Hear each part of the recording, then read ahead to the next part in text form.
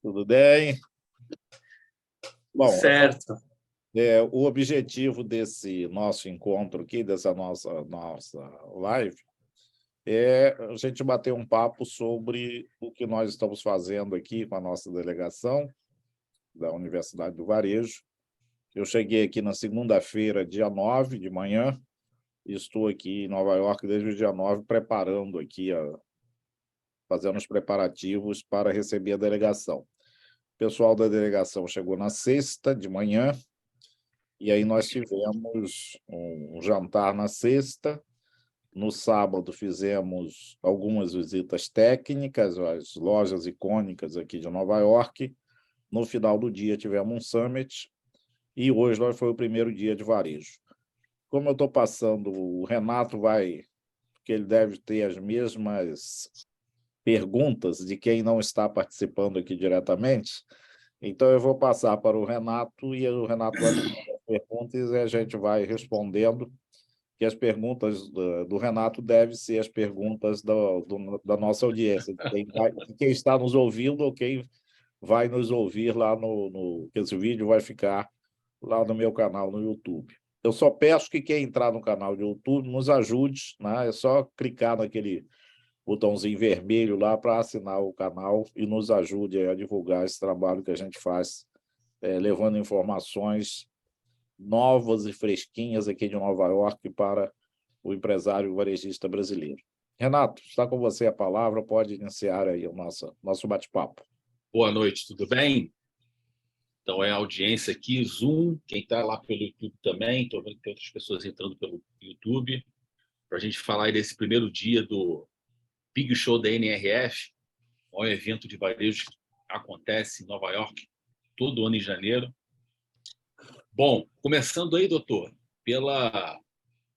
teve uma integração lá no Carmines, né? O Carmines, que é um restaurante tradicional em Nova York, lá próximo a Times Square. E aí, como é que foi essa questão da integração?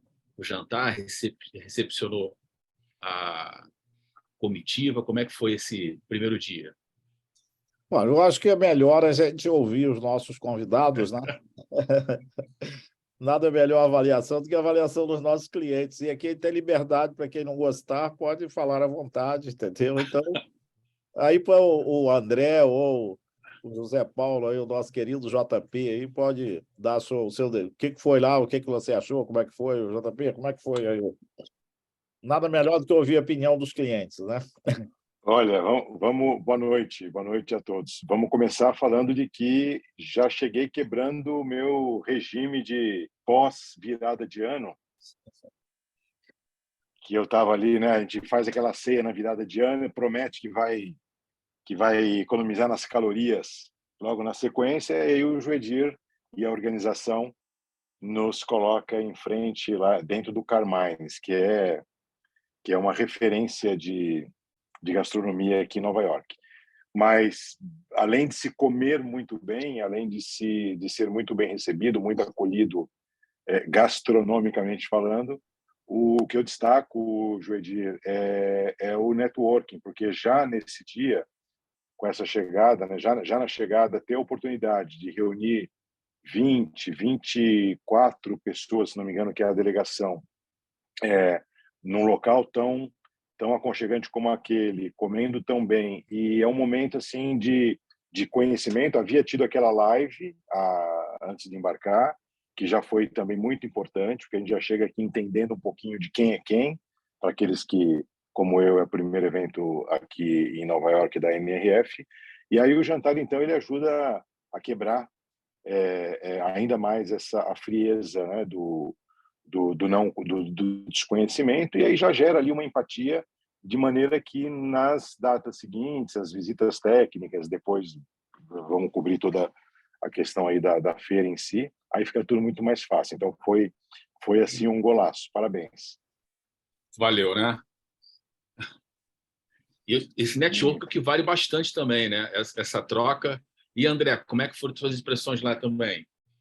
Acho que concordo muito aí, né, com as impressões do JP. Vamos na mesma linha, foi muito bacana. Eu já estou vindo pela segunda vez, né, então já conhecia um pouquinho, mas o grupo aqui, a delegação, tem muita gente nova que a gente teve a oportunidade aí de conhecer, de falar pela primeira vez. Então, num ambiente tão legal, né, tão bacana como lá no Carmais, comida boa, né, um bom vinho e conhecer um pouquinho de cada um traz uma história diferente, traz um ponto de vista, vem buscar, de alguma forma, né, aspectos diferentes aqui de conhecimento e inovação na NRF, e daí a gente começa a encontrar uma série de coisas em comum, conhecer cada um. Então, foi um momento bastante especial, a gente já começou com o pé direito, muito bom. Legal, bacana. Agora, Renato, sim. Renato, me desculpa, eu não posso deixar de mencionar o seguinte: num evento como esse, que eu estou tendo o privilégio de participar pela primeira vez, com quase 40 mil, se não me engano, inscritos, com, se não me engano, também quase 2 mil brasileiros, é muito difícil você se sentir acolhido, porque a cidade é gigantesca, o evento é gigantesco, a língua é diferente, e eu acho que também isso contou muito, está contando muito, começando com aquele bate-papo que nós tivemos na semana passada, passando por esse jantar de boas-vindas. Isso já demonstra um acolhimento e um carinho feito pela organização do evento muito importante. Isso eu não queria deixar de mencionar, tá? Então, é difícil aqui, para quem já visitou os Estados Unidos, é tudo muito frio, não estou falando da temperatura, estou falando do estilo do americano. Duplamente, né? E ter essa acolhida foi muito importante para mim, tá bom? Legal, bacana. Ô, Gustavo, como vai? Tudo bem? Opa, boa noite a todos. Boa noite, tudo certo? Tudo ótimo, maravilha. Olha, a minha visão, eu vou um pouco da linha do José. Eu acho que o grupo, além de ter esse acolhimento, foi muito objetivo. Acho que o Juedir, ele conseguiu... a gente fizemos várias visitas técnicas e foi algo bem direcionado, o que de fato economizou muito tempo, né, da gente e aí realmente foi muito proveitoso. Em termos de evento da NRF em si, eu achei muito organizado, achei muito... enfim, eu acho que toda a organização, mesmo recebendo muita gente ali, eu achei que foi uma coisa bem fácil de se localizar. Não sei se a gente já tocou nesse tema que eu acabei de entrar aqui. Nós estamos falando, Gustavo, só para se localizar, nós começamos falando pelo jantar e aí vamos falar um pouco pelas visitas técnicas, pelo Summit, até chegar o dia de hoje, só para a gente... Então, ótimo. Tá, então eu paro por aqui, depois a gente pode seguir. Bacana que você já falou, inclusive, da questão que o que é muito rico, o evento em si, que é o próprio Big Show, né, o evento da NRF, e as visitas técnicas, que tudo que tem no evento é a teoria. Mas e a prática disso? A prática acontece lá no campo de atuação, que é a operação, que é a loja. E vocês tiveram também aí a oportunidade de rodar com o Juedi, que é uma curadoria que é feita, a gente pensa, a gente troca. Esse ano não tive a oportunidade de estar junto, mas queria que vocês falassem também um pouquinho de como foi ir a essas lojas que a gente fica o tempo todo, né, daqui olhando como é, como não é, e a prática disso, que ela é muito rica também. Então, como foram essas visitas técnicas aí das lojas? Vocês podem falar um pouco também desse complemento desse estudo aí em loco. Eu acho muito interessante, né, que a gente já, antes até de ver as palestras, antes da feira, a gente fazer essas visitas técnicas, porque a gente começa com um olhar de identificar o que tem de novo, o que tem de diferente, né? E é muito diferente a gente visitar uma loja como turista passeando e com esse olhar mais técnico de tentar entender os conceitos, tentar entender os modelos de negócios, né? Qual a intenção por detrás de cada detalhezinho ali. Então, a gente conseguiu ver muita coisa interessante, né? Principalmente aqui na Quinta Avenida, muitas lojas novas, muitas ideias novas. E daí, né, hoje, nas palestras, a gente conseguir ver esses conceitos sendo explicados e fazendo parte, então, de toda a pauta do evento, né? A gente viu, por exemplo, bastante personalização, é um tema que já vem sendo discutido há alguns anos, mas ele vai alcançando um nível de maturidade cada vez maior, né? E a gente vai vendo isso presente em muitas lojas, cada uma com o seu olhar, fazendo um pouco diferente, executando diferente. Então, acho que é muito interessante essa coisa da gente já começar vendo a prática para depois a gente consolidar na teoria, né? Depois vai lá para o evento e, poxa, eu vi isso aqui no lugar X, isso ali no lugar Y. Isso é bem legal, bem bacana. E que temos o José, o Gustavo também. Sim. Oi, Renato, só para complementar, e o bom foi que as lojas que nós visitamos ontem, os CEOs dessas lojas foram os palestrantes de hoje. Por exemplo, nós estivemos lá na SAC Quinta Avenida. E hoje a CEO da Saxis foi uma das palestrantes. Também tivemos na loja da Lego, e uma dos palestrantes hoje foi o CEO da Lego. Então, bom que a gente vai lá na prática, ver funcionando, e depois a gente chega para checar se aquilo que o líder da empresa mencionou, se está funcionando na loja. Então, a gente faz essa comprovação. Eu acho que é bom a gente visitar antes, para depois, quando a gente ouvir a palestra, né, a gente já ter tido a oportunidade de visitar a loja. Eu acho que essa visita antes também é uma experiência que eu fazia visita depois. Eu acho que a visita antes também é legal. Eu acho que a gente vai manter a visita antes. Legal. E uma coisa que até o André falou também, que a primeira vez que eu fui, o Jordi falou, Renato, não olha para o que está sendo dito, olha para o princípio. Né? O que está por trás do que está sendo dito, porque, por vezes, nós olhamos alguma coisa, uma palestra, né, que isso é muito distante da gente. Mas, se você for espremer aquele assunto ali e olhar o princípio que está por trás daquilo, você aplica. Então, o importante não é olhar, não é pegar ao pé da letra o que está sendo dito somente, mas olhar o que está por trás daquilo. Por exemplo, uma oportunidade que eu tive aí, tinha um robô de 2 metros na porta de uma loja. Tu imagina, quem vai comprar? Não vai comprar. Mas o que ele quer dizer? A importância da hospitalidade. Então, você não precisa ter um robô, mas você pode ter alguém na porta da sua loja, da sua operação, para receber bem as pessoas. Então, né, até o André falou isso aí rapidinho, mas eu me lembrei também que ele sempre fala isso. Seria legal o Gustavo também comentar, José, algo também das visitas técnicas, alguma coisa que marcou, alguma loja que impressionou, alguma coisa que você viu que, poxa, aquilo ali me chamou muita atenção? Olha, Renato, se eu for listar tudo que eu anotei, que a gente tem que ficar até as 11 horas da noite aqui falando. Mas de forma rápida, eu trabalho no ramo de moda, então a gente visitou algumas lojas de vestuário. Uma coisa que me chamou muita atenção foi a logística interna, de questão de localização de produto, como eles fazem rápido a reposição, a questão mesmo do checkout, né? A gente foi aquela marca japonesa, Uniqlo. Uniqlo, isso, exatamente, Uniqlo.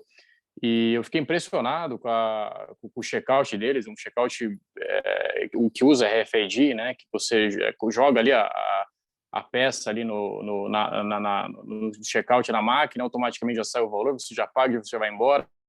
É um self-service, né? Na parte de vestuário. E então, assim, questão de automação, a gente viu bastante e coisas muito implementáveis no Brasil. Acho que não precisa ser, como você mesmo disse, não precisa ser exatamente a mesma coisa, mas você consegue fazer algo parecido, né, usando o que a gente tem de ferramenta lá. Então, essa parte foi uma das partes que mais me chamou a atenção. Legal, bacana. Você sabe que eu estava contando para o Gustavo que ele passou na loja da Uniqlo e viu tudo arrumadinho, parece que a loja... Tem os caras tudo o tempo todo, né? Aí eu contei para ele que uma vez fui na loja do Sorro e não tinha ninguém na loja. Aí eu falei, essa loja não deve vender nada, está tudo arrumado. E o check-out era na parte de baixo da loja, no subsolo. Aí eu comecei a abrir as camisas, ou seja, não tinha ninguém olhando, não. Eu não pensei que não tinha ninguém. Eu abria a camisa assim, jogava, ou seja, bagunçava mesmo a vitrine. E daqui a pouco eu olhei para trás, um japonesinho, cara, com uma velocidade. Para arrumar. Arrumava. Eu olhei para trás, estava tudo arrumado. Aí eu fui lá no subsolo. Tinha uma fila, tinha mais de 100 pessoas pagando. Eu falei, como é que essa loja vende desse jeito e arrumação impecável, parece que não vende nada. Então, Pois é. impressionante como é a disciplina, né? Se um produto lá fora do local, aparece alguém e coloca na hora, ou seja, é aquele princípio, uma loja arrumada não é aquela que tem mais gente arrumando, é aquela que não deixa ficar desarrumada, né? Então, Isso isso é aí. uma cultura que a gente pode levar para o Brasil, que realmente são lojas gigantes e a gente olha, está tudo perfeito, né? E tem uma questão também que sobrepõe tudo isso, que é um princípio básico do varejo, que é o seguinte: o cliente compra com os olhos. Então, do ponto de vista estético, da comunicação, da arrumação, da vontade de comprar, isso nada pior do que chegar numa loja tudo bagunçado. É claro que existem operações, dependendo da época do ano, é natural. Mas o cliente compra o que ele vê. Está tudo bem, arrumado, nas cores, isso chama a atenção. E aí você tem mais chance de conseguir fechar negócio. Alguma impressão, José? Sim, tenho sim, Renato.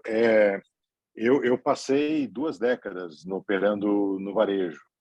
E dessas 2 décadas, quase que absolutamente a maioria do tempo foi em logística, supply chain, para o comentário que o Gustavo fez, do que a gente viu aqui de tão fluido, né, que é o processo de você poder, desde a chegada na loja, encontrar esses padrões que você citou, fazer uma compra em alguns casos, com o mínimo de interação possível, em alguns casos a interação a máxima possível, porque aí gera a questão do engajamento e da exposição, são propostas de valor diferentes, até o ponto de você receber o produto ali, né, efetuar o pagamento e receber o produto sem uma questão de minutos mesmo. Aqui eu destaco dois cases. Um eu já conhecia, que era o da Apple, mas mostrou que eles seguem buscando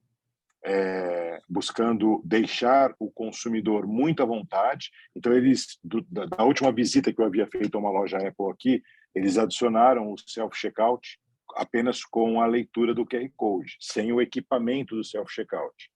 O que para mim foi uma inovação comparado à última reunião, à última visita, perdão, e a Uniqlo, que o Gustavo também mencionou, que é uma loja que dá a impressão de que ela tem um sortimento infinito, né, de cores, de modelos, e aí eu tive o privilégio de rodar a parte da loja com o professor do meu lado, e ele foi me explicando, dizendo, olha, tá vendo aqui tem profundidade, mas não tem tanto diferencial em tanta variedade, termos de SKU, tanta variedade. Mas o que eu aprendi nos meus 18 anos de cadeia de suprimentos lá numa empresa que eu passei e 2 na operação de loja, é que a execução realmente ela é a que importa, né? Você pode ter os melhores planejamentos, os melhores planejamentos comerciais, mas se aquilo não for executado na loja com essa maestria que a gente viu aqui. E aí o que é interessante? O professor falou, a cidade ela já é uma cidade apinhada, né? Manhattan já é apinhado de gente naturalmente. Com o evento, então, são mais 30, 40, 50 mil pessoas que vêm para comprar e também para visitar. E você ter uma loja como a Uniqlo extremamente organizada, você tem essa disciplina que foi colocada, mas tem muito processo por trás. E eu vou dar um depoimento aqui. O professor, depois de me mostrar o conceito da loja, disse, olha, tem este produto aqui que tem essas características, era uma espécie de uma segunda pele, estou vestido com ela aqui agora, inclusive, e eu já ia abrindo uma embalagem, que é o que a gente costumeiramente faz no varejo no Brasil. Deixa eu abrir, deixa eu ver se a cor é aquela que eu estou vendo, deixa eu ver se o tamanho é aquele que está... Ele falou, espera um pouquinho, você está vendo aqui essa gancheirinha? Tinha uma gancheirinha com 4 cabides, P, M, G, GG. Então, olha, se você vai experimentar, experimenta que já está aberta, né? E aí isso ajuda, com simplicidade, com inteligência, isso ajuda a manter o modular lá organizadinho. Senão ia virar uma loucura, né? Então é interessante, porque ao mesmo tempo a gente está falando aqui de tecnologias disruptivas e volta sempre ao básico, o básico bem feito, um modular bem feito, um visual merchandising bem colocado e essa execução na loja, no ponto de venda. Então aí teve, né? O Gustavo também disse, se a gente for falar aqui de todas as experiências de loja Puma, loja Adidas, loja Nike, a loja Lego foi encantadora mesmo. E lá prega-se a bagunça, né? Porque lá você tem que interagir com os blocos. Construir, então, né?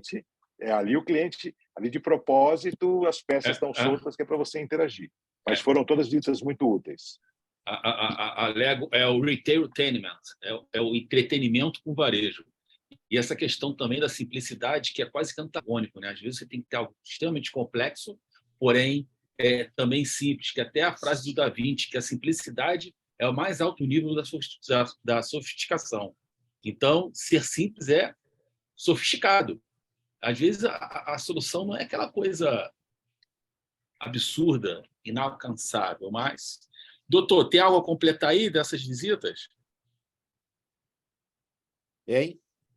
Tem algo a completar aí das visitas? Eu queria acrescentar. Eu acho que é a tal coisa. A gente vem todos os anos, então a gente Virou paisagem. Virou paisagem, né? Mas esse detalhe que o JP falou é muito importante, né? Quando ele pegou a roupa, eu falei, JP, olha isso aqui, 4 cabidezinhos, você não precisa dobrar, pega isso aqui e experimenta. Ou seja, isso, o JP mencionou muito bem, é que leva a loja organizada, porque a gente não, a não ser eu que queria bagunçar a loja mesmo, meu objetivo era esse, né? Para saber como é que arrumava. Mas você não precisa, porque toda roupa que você vai tem os 4 números lá, você pega, veste, experimentou, e você pega a peça que você quer e vai embora. Olha o que é processo, né? Que coisa simples de fazer, né? E você chega numa loja, vendo que se tem isso no Brasil. Aí dá um trabalho terrível, tem não sei quantas pessoas levando roupa, dobrando, arrumando. Você vê que coisa simples que pode se fazer, aplicar em qualquer lugar, né? Isso não tem mistério, não. São 4 cabides com a roupinha pendurada, o cara foi... Então, o que isso economiza? Que processo simples? E o quanto isso evita de ter mais pessoas circulando, sujando roupa, porque cada um que veste acaba sujando. Então, realmente, varejo, né, é do detalhe, é você olhar o detalhe e ver que detalhe simples e que diferença que faz. Obrigado, JP, por ter lembrado desse detalhe. Esse detalhe também, eu não ia lembrar de falar disso, entendeu? Eu lembrei de te dizer como funcionava, mas não ia mencionar isso como... ou seja, o melhor da logística, talvez, que a gente viu na loja foi esse detalhezinho aí da roupa. Da simplicidade, né? Da simplicidade. E só um ponto que o Joedir tocou, é a questão que eu percebi na hora que eu entrei na loja, era o número de vendedores. É uma loja gigantesca que, justamente por ter essa boa distribuição de produtos na loja, essa organização, ter o checkout automático, faz com que o cliente consiga achar as peças com facilidade, consiga passar a compra ali com facilidade, e você não precisa de tanta gente ali, tanto vendedor. Acho que a minha loja deve ser a minha maior loja deve ser umas 10 vezes menor do que a Unícola, e tem mais vendedores ali do que os caras têm. Então, assim, é algo realmente fantástico. Legal, bacana. Bom, e antes do primeiro dia da NRF, que foi hoje, também teve o Summit Retail Show lá no Red Rock. Também tiveram lá um encontro bacana, com bastante discussão, com trocas. Quais foram as impressões também desse pré-NRF? Foi um evento também, né, de altíssimo nível. Acho que a gente pôde ouvir, por exemplo, né, do Paulo, CEO da C&A, contar um pouco da história e perguntas muito abertas, das dificuldades, dos desafios, né? Então, foi um papo realmente bastante franco e muito rico, né, muito legal. A gente pôde ouvir também executivos da Vetex, da Eugene, né? Um dos maiores especialistas de experiência do cliente. Então, foi muito bacana também. Acho que trouxe assim uma discussão de temas bastante profundos, né? A gente conseguiu falar de temas profundos, e como era um público também bastante brasileiro, de muitos desafios que a gente tem no Brasil, como, por exemplo, a questão do e-commerce cross-border, né? Que é uma grande oportunidade, aí, sem dúvida, para a gente avançar, né, na nossa pauta do varejo brasileiro. Então, foi sensacional também, um evento que deixou todo mundo de queixo caído. Um esquenta bom. Renato, sem contar o coquetel depois com os camarões, que fez toda a diferença também. E a gente tem a oportunidade de estar conversando com pessoas que no Brasil são até de difícil acesso, né? Está todo mundo ali conversando, batendo papo. Estava lá com a gente a Roseli, que é a vice-presidente da Associação Comercial de São Paulo, da nossa mesa, depois foi tomar um vinho com a gente, ficou lá, ou seja, todo mundo junto ali, realmente. O Ricardo Guinanço, que é nosso amigo, a gente é sempre parceiro estratégico nos eventos que ele realiza, e realmente foi excelente, eu gostei bastante. Legal. E o objetivo é o seguinte, não é trazer as pessoas do Rio para cá só para passear, né? Obviamente que todo mundo que veio para aqui, o nosso grupo, não é um grupo de entidade. Quando vem um grupo de entidade, a entidade pagou, eu estou indo a Nova York. Aqui não, todo mundo que veio, né, está investindo dinheiro e precisa ter o retorno. Então, a gente busca realmente, o nosso objetivo é que esse público que participa com a gente tenha o maior retorno do seu investimento vindo aqui em Nova York. Legal. Ainda sobre esse evento, o José, o Gustavo, tem alguma consideração? Renato, eu destaco aqui duas coisas. De novo, assim, parabéns para a curadoria do projeto, da viagem, porque também, além daquela acolhida que a gente mencionou do grupo, depois você se sente num evento como esse, se sente muito acolhido no aspecto de, primeiro, 99% das pessoas lá são brasileiras, são cases brasileiros, aplicáveis, como o André falou, às nossas realidades, o acesso, como o Joedir disse, do networking, e isso já te ajuda também nesse acolhimento para a feira na sequência, porque ouvir lá, como foi dito aqui, empresários, empreendedores, executivos na sua maioria brasileiros e que têm cases, inclusive, que estão servindo hoje para fora do Brasil, né? Cases brasileiros que estão além das fronteiras. Então, isso também ajuda muito na aclimatação para o evento, né? Então, eu destacaria esses benefícios todos também. Maravilha. Eu colocaria a qualidade realmente dos palestrantes, que foi uma coisa muito bacana. A gente teve o Paulo, presidente da CA, o Rafa Forte, presidente da Vetex, o tempo também, que foram palestras muito objetivas, né? Foram todas palestras de 20 minutos, muito objetivas, o lugar muito bacana, bem organizado. Então, me surpreendeu bastante, para falar a verdade, me surpreendeu bastante, não esperava que fosse tão produtivo como foi. Legal. Bom, e hoje, então, falando já do evento da NRF... Paulo Mauro chegou aí. Paulo Mauro? Isso, tudo bem? Bom, tudo bem, como pessoal? É que vai? Tudo bem, Paulo? Tudo bem. Eu também gostei muito lá do evento. O Joedir já sabe disso. Eu elogiei muito o pessoal lá. Foi realmente fantástico. Vocês estão de parabéns. Maravilha. Bom, e aí nós, então, iniciamos o primeiro dia da NRF, que nós podemos aí falar do evento, o que acharam da estrutura, das palestras, quais foram as impressões também, agora sim, do grande evento que foi a NRF. Eu vou começar por aqui, tá? JP falando novamente. Eu me senti com uma ligação fantástica, porque a abertura do evento com o CEO o CEO US do Walmart, uma empresa que eu trabalhei durante 2 décadas, e que quando você está no board de uma empresa como essa, mesmo numa operação regional, você sabe do que funciona e do que não funciona numa empresa como essa em termos estratégicos. E assim foi muito bom. Ele deu naturalmente ele falou muito pouco, e era essa a proposta da entidade que ele representava ali, que era, perdão, ele não estava representando o Walmart, estava representando, como, se não me engano, o presidente do board da NRF. Então, mas é muito interessante porque a maneira com que ele conduziu, a simplicidade com que ele conduziu, depois até o bate-papo que ele teve com o entrevistado Johnny Cash, que foi dos membros do board do Walmart. Se não me engano, o André comentou que ele está em mais de 100 boards aí, ou já esteve, né?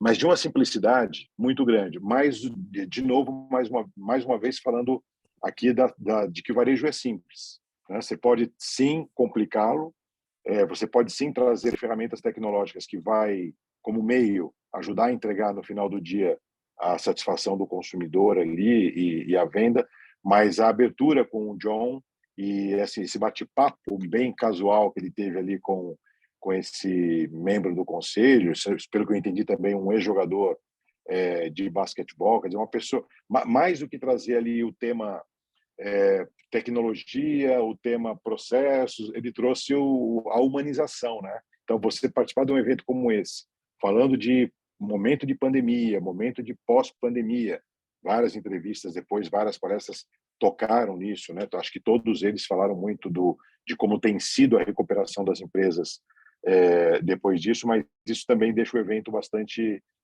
engajador, né? Então, foi bem interessante.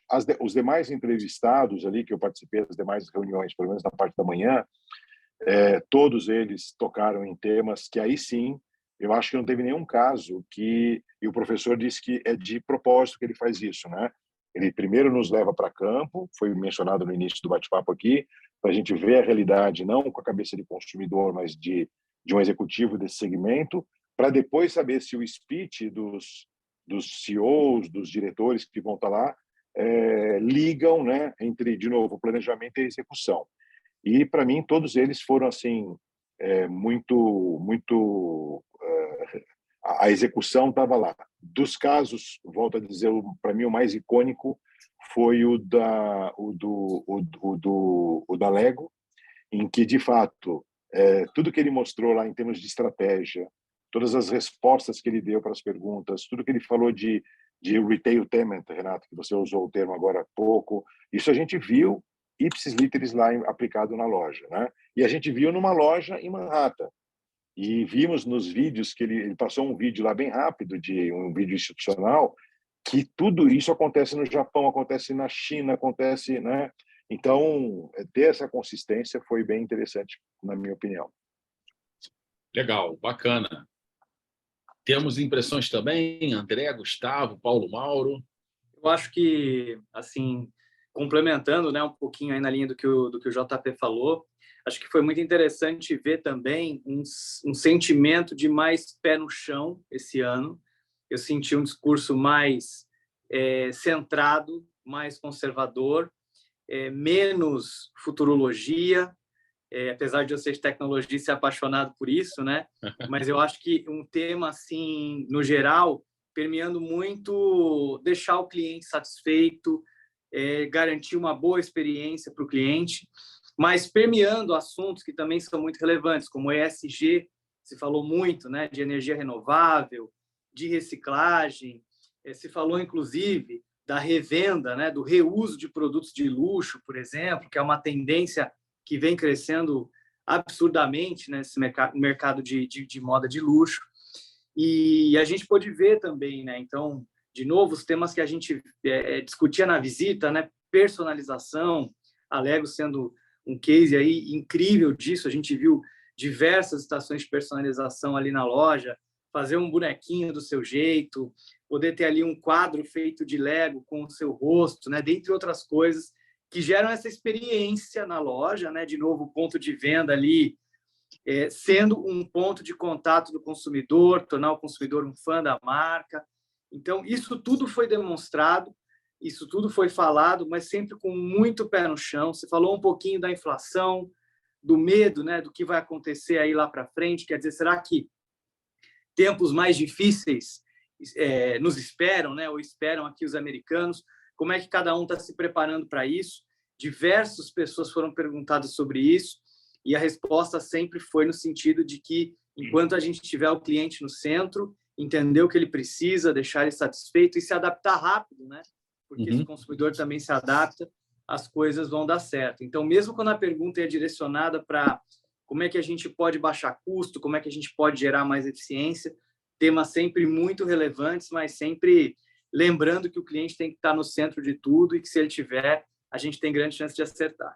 Mais varejo, mais raiz, né? Aquela coisa do vamos fazer o simples bem feito, aquelas Exatamente. questões que, por vezes, a cabeça vai muito para o metaverso, coisas meio distantes, que não é para deixar de abrir mão disso, tem que ser pensado, mas, por vezes, pensar o varejo raiz com mais força, a solução pode estar ali da forma mais objetiva, né? Especialmente por um fato que é a questão do inflação, que há décadas eles não lembravam, passavam o que é isso. E aí, por vezes, tem que tentar soluções mais ágeis. Sim, Paulo?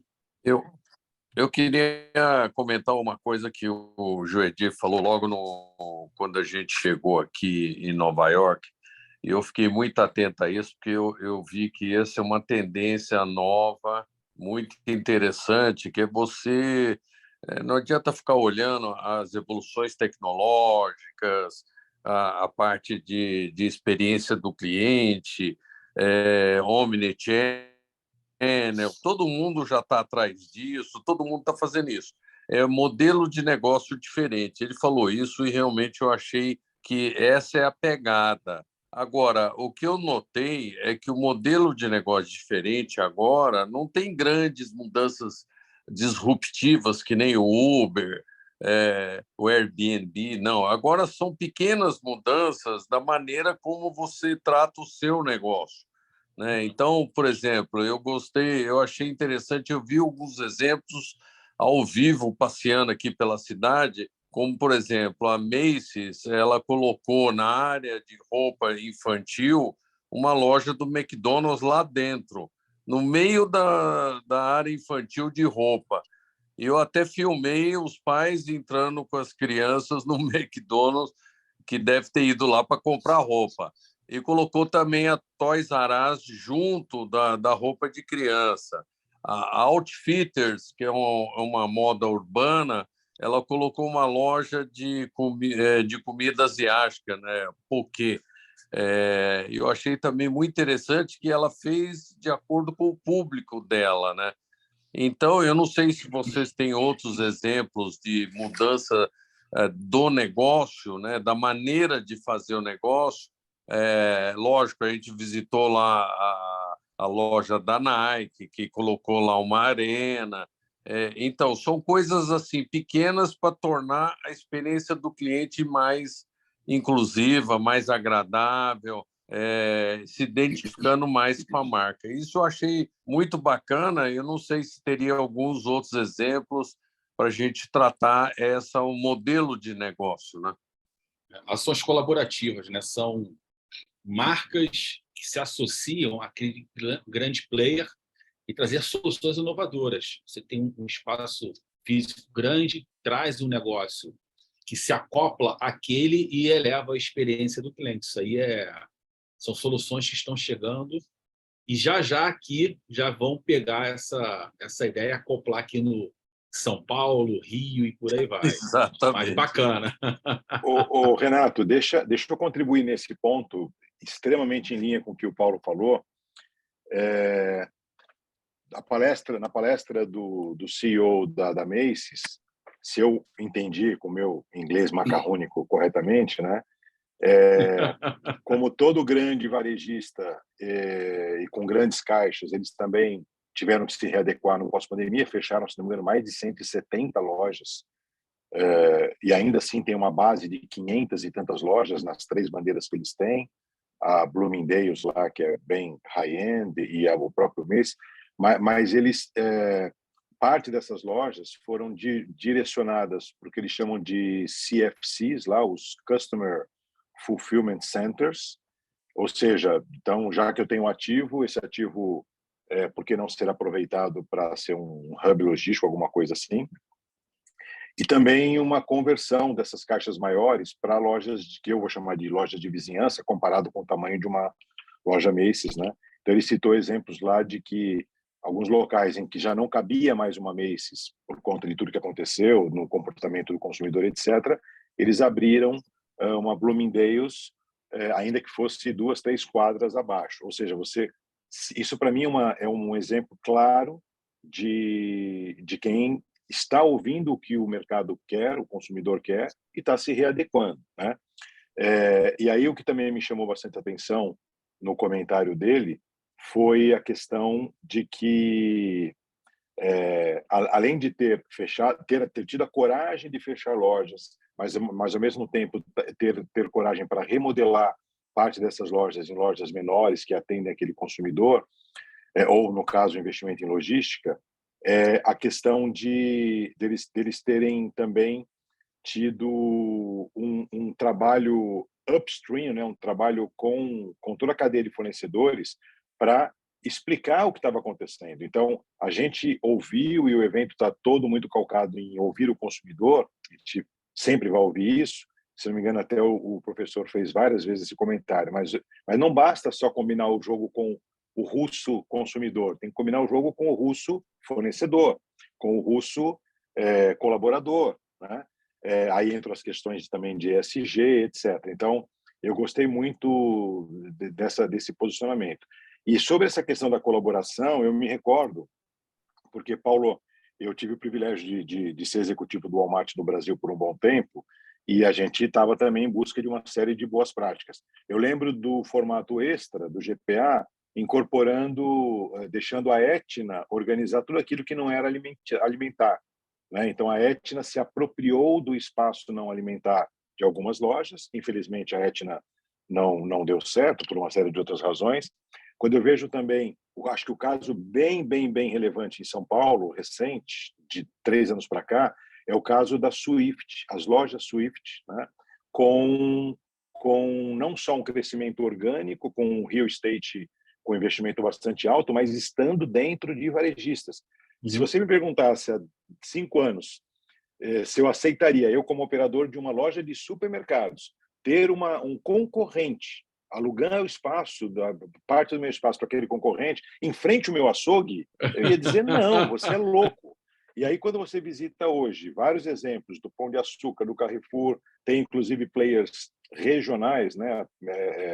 Não necessariamente só os nacionais, que tem lá uma Swift operando com regras bem definidas, com sortimento definido, com logística definida, porque senão você destrói a imagem, né? Ao invés de agregar, você destrói. E, se não me engano, também a própria Starbucks no Brasil, fazendo alguns, aí menos a operação, mas sim tendo alguns modulares exclusivos de produtos.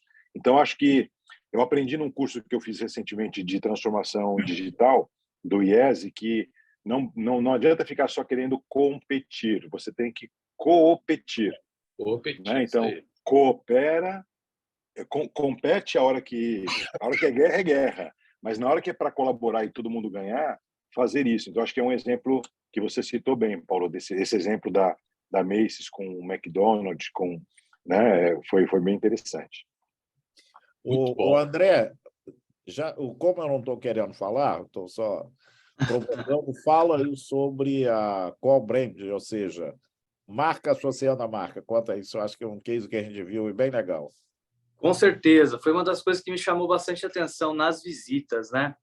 Porque conforme a gente ia andando, a gente ia descobrindo uma marca dentro da loja da outra. Então, na Nintendo, foi uma das primeiras lojas que eu lembro que nós vimos isso, nós já vimos uma área com vários produtos da Lego. Mas interessante, não era simplesmente uma loja da Lego dentro da loja da Nintendo. Era produtos da Lego com personagens da Nintendo na loja da Nintendo. Então, muito interessante. E aí, continuando a jornada, a gente foi na loja da Puma, né? E na loja da Puma tinha uma série de produtos lá da marca Pokémon. Depois, em outras lojas também, né, de moda, nós vimos marcas como Coca-Cola, nós vimos até marcas como Pringles, por exemplo, né, nos produtos ali. Então, chamou bastante atenção, né, de ver essa colaboração realmente que as marcas estão fazendo para criar produtos juntos e acho que isso é uma tendência que não deve acabar tão cedo, pelo contrário, né? Acho que a gente vai ver cada vez mais e mais disso acontecer. Essa associação, né, que você falou de co-branding e essa outra questão que é quase que um store-in-store, né? Que são pequenas lojas. Essa questão da Swift é sensacional exemplo. Mas diga, doutor, você ia falar algo? Não, era isso que eu queria mencionar. E hoje, o mundo hoje é um mundo de parcerias estratégicas, né? E tem um case aqui bem legal, que hoje foi o último evento foi da Nordestron. A Nordestron, por exemplo, aqui nos Estados Unidos, tinha diversas lojas concorrentes. E o que eles fizeram? Construíram uma loja aqui, gastaram uma bacatela de $500 milhões para fazer uma loja, e dentro da loja você vai encontrar lojas, né, dos seus maiores concorrentes. E ano passado, um da família Nordestron, eu estava fazendo uma palestra da NRF, e ele disse que chegou à conclusão que era muito melhor o cliente buscar a roupa do concorrente dentro da loja dele, que poderia comparar e até trocar de marca, levar até a dele, e também comprar o produto do concorrente e depois comprar o produto da Nordestron. Então, aqueles concorrentes, aquelas parcerias que jamais poderíamos imaginar, elas estão acontecendo na prática. Então, o mundo, a gente vive hoje um mundo de parceria. Então, a colocação, hoje, qualquer concorrente passa a ser parceiro, depende do... A gente está vendo isso de uma forma muito forte. Lá no Rio de Janeiro, por exemplo, dentro de uma churrascaria tem a loja da Swift, né? Na Mocelinha, ali na Olegário Mocelin, na Barra, tem uma loja gigante da Swift dentro da churrascaria. Então, a churrascaria vendendo carne, né? A única certeza que a gente tem é que tudo vai mudar. Tudo vai mudar. Gustavo, queria falar algo a respeito do evento, que a gente está já chegando nos minutos finais, alguma coisa a respeito das palestras, algumas impressões. Seu áudio está fechado. Opa. Não, acho que já se falou bastante. O André comentou um ponto que realmente ficou bem nítido para mim também. É a forma com que os palestrantes se posicionaram em questão de ser uma pegada mais conservadora mesmo, mais pé no chão, de fazer realmente o feijão com arroz. Se tocou em temas centrais, como questão de experiência do cliente, a parte de sustentabilidade. Um ponto interessante também que algumas empresas estão fazendo, de não somente focar nessa questão de equidade dentro da empresa, mas também ao redor dela. Então, achei um ponto muito interessante com fornecedores e etc. Então, enfim, acho que a primeira impressão que eu tive desse primeiro dia de NRF foi justamente isso. Legal, bacana. E aquela coisa, sempre tentar entender qual é o princípio por trás da estratégia para ter aplicabilidade também. Não pode ficar só no discurso, né?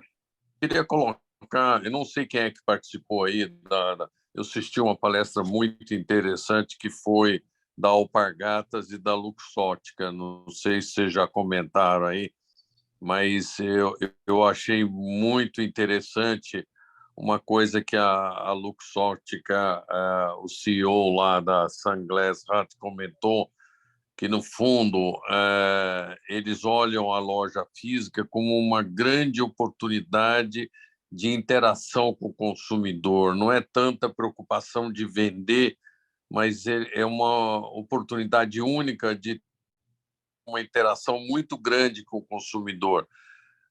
E eles estão fazendo cada vez mais forte, com muito treinamento dos atendentes. Realmente, esse é um modelo que eu acho que vai crescer muito, não só para ter uma experiência boa do cliente, mas também pegar muita informação do cliente.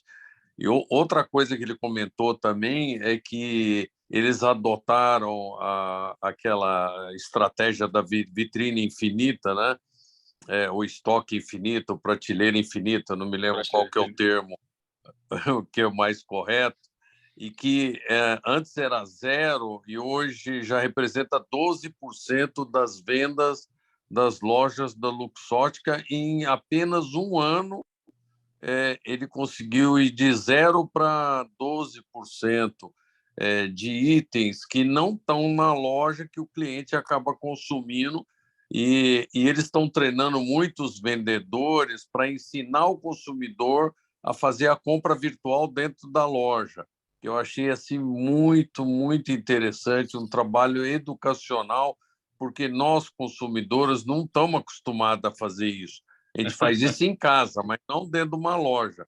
Verdade. E eu nunca fiz na minha vida, mas gostaria até de viver uma experiência dessa. Achei assim muito, muito interessante. E a outra da Alpargatas, que é uma empresa brasileira, mostrando aqui a força, e ele destacou muito que o negócio dele é branding, acabou. A única coisa que ele tem na vida é brand. Só investe na marca, trabalha a marca, porque realmente o produto ali é um mero instrumento para poder vender a marca dele. Eu achei muito interessante que ele foi super honesto e eu acho perfeito. Uma empresa que não está crescendo mundialmente, é uma franqueadora mundial, né? E com um sucesso assim muito grande. Achei muito bacana essa palestra aí, realmente valeu a pena. O produto dele é um detalhe, né? O produto é um detalhe. Eu achei ótimo. O negócio é gestão de marca, legal. E a questão da prateleira infinita veio solucionar uma questão que, como você falou, o varejista, perdão, o cliente do varejo, ele tem muita questão do imediatismo. A gente está sendo doutrinado a, olha, gostou? Você vai receber na sua casa. Então, Exatamente. Todo mundo tem um estoque de toda a operação, né? Doutor Joedir, seguinte, a gente já está aqui já praticamente 1 hora, se deixar o papo vai embora. E você quer fazer as considerações finais aí para a gente fechar por hoje? Bom, consideração final é que eu fico muito feliz porque nesse debate, né, a gente pode observar o quanto cada um teve uma percepção diferente, lembrando um detalhe e isso demonstra que o todo é muito mais importante que a parte, né? Então, quando eu conversando com o Renato um pouquinho antes, Renato, eu não vou falar nada, eu vou deixar que o pessoal fale. Porque se eu falar, eu já venho aqui muitas vezes, o importante é que cada um, por exemplo, você tem aqui o mais jovem aqui, o novo há mais tempo, né? O velho, o novo há menos tempo, né? Todos nós somos novos, né? Só que nós somos novos há mais tempo. O Gustavo aqui, que é jovem... Jovem há mais tempo? Não, jovem há menos tempo. Menos tempo. Há menos tempo que a gente. Também teve uma série de insights, conseguiu enxergar coisas que muitos de nós aqui talvez tivesse até passado desapercebido. Então, só posso parabenizar o time pelo... E amanhã nós vamos ter um evento, e aí, nesse evento, a gente pode aprofundar um pouquinho mais, já com as principais tendências que a gente observou hoje. Hoje já fiz um bate-papo aqui, o André, um grupinho aqui que viemos junto no ônibus, e a gente estava fazendo um resumo. E a ideia é que todo dia à noite, de 7 às 8, né, a gente vai estar aqui batendo um papo, e eu espero que amanhã tenha mais participantes. O nosso grupo é bem maior do que isso, né, tem 24 participantes, mas hoje todo mundo saiu tinha compromisso, jantar e tal. Aí amanhã eles vão ver o vídeo, né, no YouTube, vão gostar e aí vão querer participar com a gente. E eu gostaria que vocês fizessem isso é para levar conhecimento para o Brasil, né? Que cada um, daqui a pouco eu vou postar lá no grupo o vídeo, o link do vídeo no meu YouTube, para que a gente possa divulgar e agradecer aí. Todo mundo fez o dever de casa, né? Então... Como eu entreguei o certificado de participação ontem, já estou feliz da vida que todo mundo passou na prova, entendeu? Eu deixei aqui para ver se todo mundo tinha passado na prova, mas não foram só para merenda, não. O pessoal estudou. Amanhã vai ter visita à feira à tarde? É amanhã? Não, a nossa visita vai ser na terça. Tá bom. Falar disso é só para a gente deixar registrado que o André é meu velho companheiro aqui de NRF, e ele está fazendo a mentoria da parte de tecnologia. Ele recebeu uma missão fácil hoje, né, de selecionar umas lojas para só tem 950 estandes. Tem um trabalho, lá tem um manual dele que está sensacional, de orientação de quais estandes visitar. Mas muita coisa para ver. Tem 950 e só dá para visitar umas 30, né? Então fica pois difícil. parabenizar o André por essa missão, mais uma missão que ele recebeu. E o nosso time aqui é um time muito especial e eu espero contar aqui com esse time para 2024, tá bom? Agradeço aí a nossa audiência. O pessoal que está acompanhando tem recebido muita mensagem aqui do pessoal que está acompanhando no YouTube. E agradecer e desejar a vocês uma boa noite. E eu vou sair para jantar, quem quiser, daqui a alguns minutos, lá na portaria do hotel, porque a gente aqui só correndo e fazendo lanche, né? Chega uma hora que tem que Comer. tem que comer, senão o saco vazio não fica em pé. Eu agradeço muito a participação de todos. Renato, você está sendo o nosso Bial aí, entendeu? Tá certo.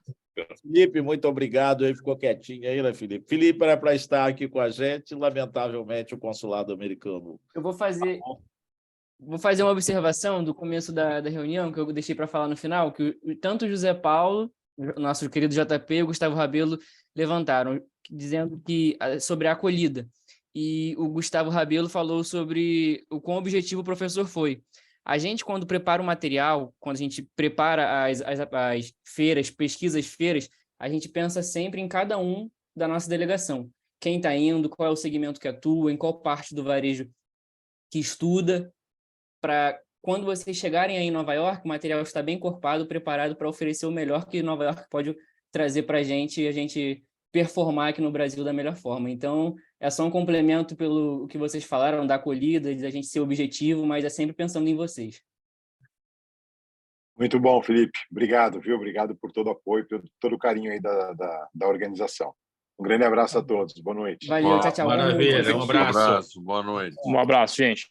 Tchau, tchau.